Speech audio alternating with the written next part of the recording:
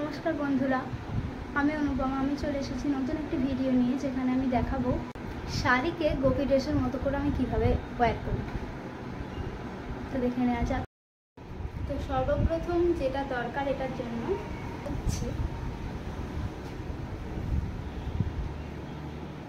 Skirt.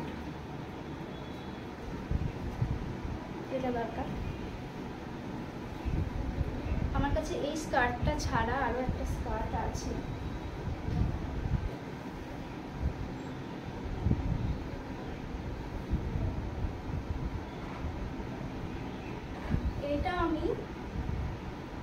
এটা আমি নিয়েছিলাম অনলাইনে। এটা পড়েছিল 3000।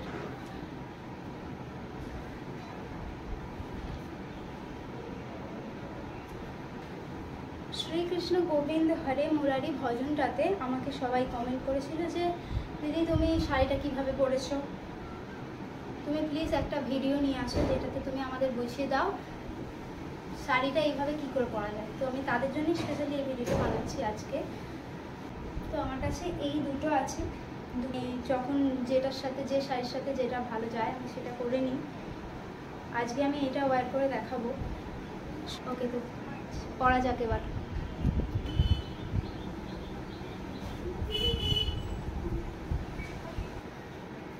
আজকে আমি এই শাড়িটা পরবো। ওই ভজনীতে আমি যে শাড়িটা পরেছিলাম সেটাই আমার কাছে এখন নেই, আমি খুঁজে পাইনি, যেখানেও পাচ্ছি। আর এই শাড়িটা আমি নিয়েছিলাম মায়াপুর থেকে। আর এর মধ্যে আমি বর্ডার একটা অ্যাড করেছি, যেটা আলাদা করে কিনে আমি অ্যাড করেছি।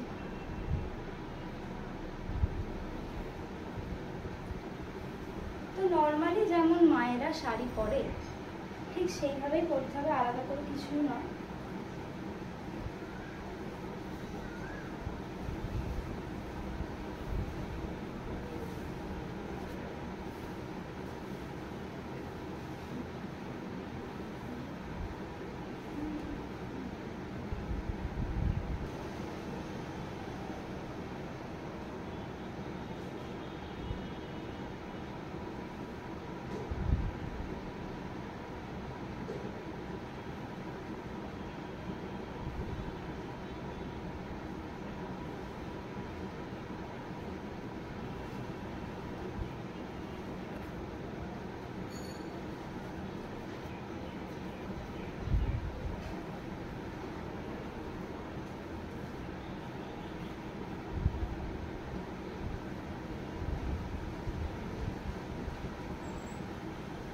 রেডি। আমি এরকমই ছেড়ে পড়ি, যাদের ইচ্ছা পিন করে পড়তে পারে, নো প্রবলেম।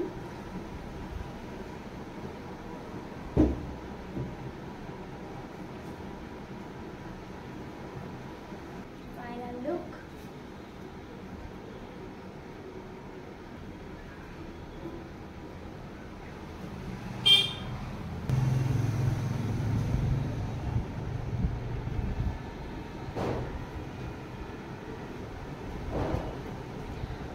তোমরা ভাবতে পারো যে আমি এরকম একটা টপের সাথে পরে নিয়েছি, আমি এটা দেখানোর জন্যে ভিডিওটা করছি, তাই আমি এইভাবেই পরে নিয়েছি। জাস্ট আমার যে কীভাবে পরে এটা দেখানো, nothing else.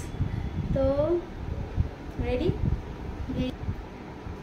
Thank you for watching the video. দেখা হচ্ছে পরের ভিডিওয়। Tata, bye bye.